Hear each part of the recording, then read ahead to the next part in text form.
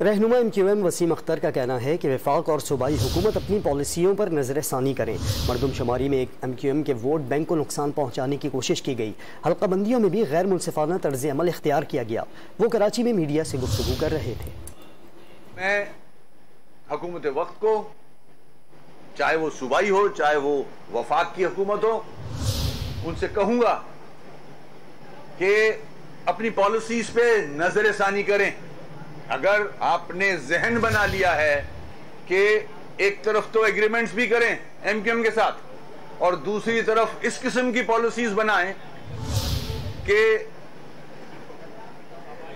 मर्दमशुमारी में नुकसान पहुंचाना चाहें MQM के वोट बैंक को, उन एरियाज को जहां से MQM जीतती है, या हल्का बंदियां ऐसी करें कि MQM को नुकसान पहुंचे,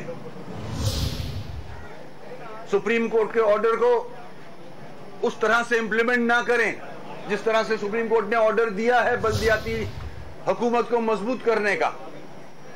उसके बाद कोटा 40% कोटा जो कि नाजायज है, हम मेरिट चाहते हैं, कोटा खत्म करना चाहते हैं।